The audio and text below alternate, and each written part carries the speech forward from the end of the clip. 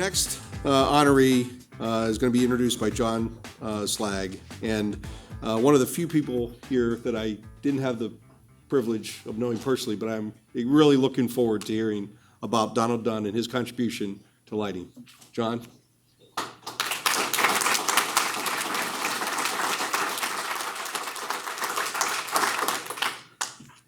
Well, Lance, I hope I don't let you down. Thank you to the EdisonReport and the committee. I want to tell you a little bit about Donald and Plaskolite.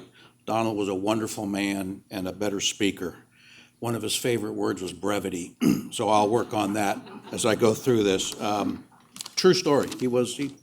He'd be telling me right now, speed it up, speed it up. So Donald was born in January of 1923, just outside of Pittsburgh, and he passed away in August of 2021. He was 98 years old. I knew him for 46 of those years.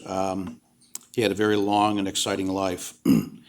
He attended Wesleyan University up the street, and when he was a sophomore in college, he and some of his fraternity brothers came to New York City to visit for the weekend, and he saw in a newspaper an article about the ski troopers, and that was the start of World War II, as many of you know, and he thought it would be pretty exciting to be a ski trooper, so he signed up with some of his buddies, and he joined the Army and moved out to Vail, and they trained out there to be ski troopers for the Army. Maybe if you've been to Vail, you've seen the big ski trooper statue out there. There's also one, I believe, in Stowe. There's a few throughout the country. He was in the war from 1943 to 45 when he served in the 86th Mountain Infantry. One of the other things Donald told me to do was not mumble, and I've just started that, so I'm going to go a little slower. 86th Mountain Inventory, it's hard to say. Member of the 10th Mountain Division, he talked about it regularly. He was a platoon leader, led an attack on a hill in Italy and captured the hill. The hill was 775. And if any of you are ever in Columbus, Ohio or near, you're all welcome to come. In our large cafeteria, we have the map that he carried in his pocket as a mural on the big wall for Hill 775 that he captured. Our cafeteria is called the 10th Mountain Division Cafeteria. So he was seriously wounded, received a Purple Heart and a Silver Star, a war hero. He returned to the United States, finished college on the GI Bill, and then he married Mary Altmeyer. She was a wonderful woman. She was his strength, I believe.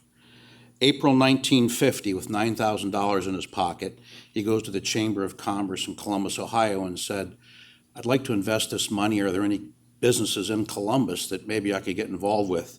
They sent him down to German Village and introduced him to a fellow that had a little extrusion business. Gave the men $9,000, and they had a little extrusion machine that started making drinking straws, swizzle sticks, fly swatter handles, and even hula hoops.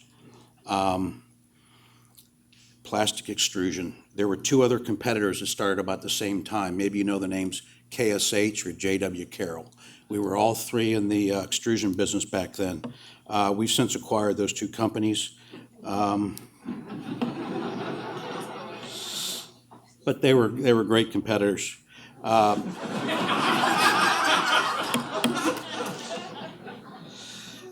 1954, we got our first order from Miller Lighting. If you know Miller Lighting,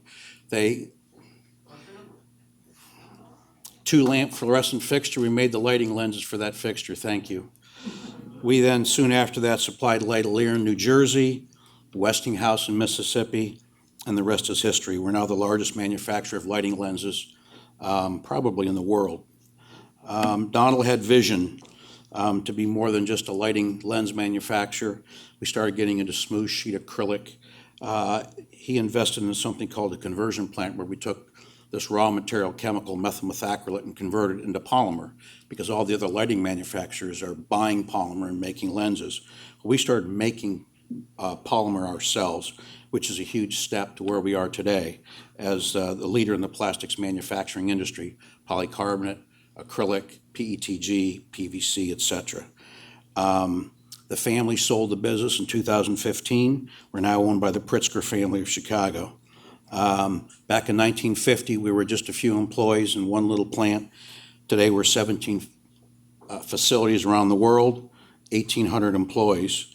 The Dunns are still involved in the business as a major investor. He'd be very honored to be part of what goes on here today. So we thank you for remembering him.